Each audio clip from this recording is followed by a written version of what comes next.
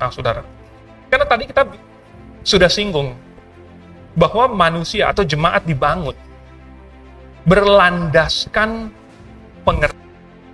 pemahaman akan firman Tuhan. Orang memahami firman Tuhan, baru kemudian dia bisa bertumbuh di dalam kebenaran. Seandainya orang tidak paham, jadi dia hanya melakukan berdasarkan semangat tetapi salah. Misalkan Anda bayangkan Petrus, dia cabut pedangnya lalu kemudian dia akhirnya kena kan telinga dari hamba imam besar itu. Tes. Akhirnya Tuhan suruh apa? Petrus, sarungkan pedangmu, karena bukan itu yang benar. Bukan itu yang Tuhan inginkan pada saat itu. Berarti Petrus salah. Nah, kalau seandainya manusia, orang Kristen, dia cuma berbekal semangat saja, saya mau melayani Tuhan, saya mau melakukan sesuatu, lalu dia lakukan tetapi tidak sesuai dengan firman Tuhan, bukannya melayani Tuhan, malah mengganggu pelayanan. Buktinya, Paulus pernah, dia lagi menginjil di pasar, tetapi ada seorang perempuan yang punya roh tenung mengikuti dari belakang. Lalu kemudian berseru-seru, inilah hamba dari Allah yang Maha Tinggi, dia mengabarkan kepadamu jalan keselamatan. Dan diikutin terus, kemanapun Paulus pergi, diteriakin gitu dari belakang, kayak pengumuman, kayak toa begitu. Itu bukannya membantu, bukannya ya memajukan pemberitaan Injil, itu mengganggu.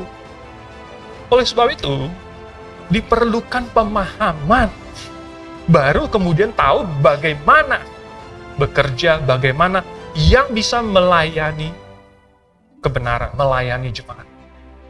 Nah, kalau Tuhan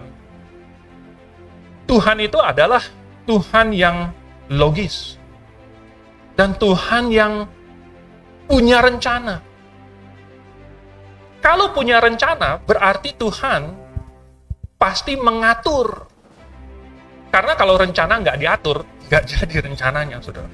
Jadi kalau Tuhan punya rencana, dia pasti punya aturan. Nah, kalau Tuhan itu punya aturan, berarti dia maunya orang atur, ikut aturan. Karena kalau orang nggak ikut aturan, nggak teratur, nggak akan jadi juga rencananya. Jadi kalau Tuhan itu logis, dan dia itu punya rencana, dan dia itu teratur, maka Tuhan mau supaya segala sesuatunya itu juga ini harus masuk akal. Baru orang melakukan sesuai dengan aturan. Apa yang orang tidak ngerti, maka dia tidak akan bisa melakukannya dengan benar. Sudah banyak kali terbukti bahwa orang yang melakukan hal-hal tanpa pemahaman itu justru malah bikin kacau, saudara. Bukannya membantu, malah bikin kacau. Oleh sebab itu, maka Tuhan ingin kita memahami dulu. Nah, Tuhan mengatur apa? Di dalam gereja misalnya. Tuhan mau supaya orang diselamkan ke dalam air. Ini harus masuk akal. Misalnya, Tuhan tidak kasih penjelasan, sehingga manusia nggak ngerti.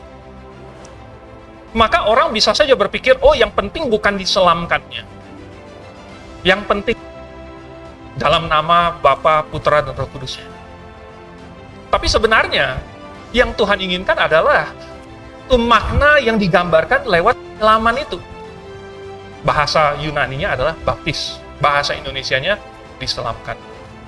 Jadi, untuk menggambarkan Yesus mati, dikuburkan, dan bangkit kembali pada hari yang ketiga, maka orang yang sudah mengaku bahwa dia sudah bertobat dan dia sudah terima Tuhan Yesus, juga akan dimasukkan ke dalam air, seluruhnya dibenamkan, lalu kemudian keluar lagi dari air, melambangkan mati, dikuburkan, dan kemudian bangkit kembali bersama dengan Yesus.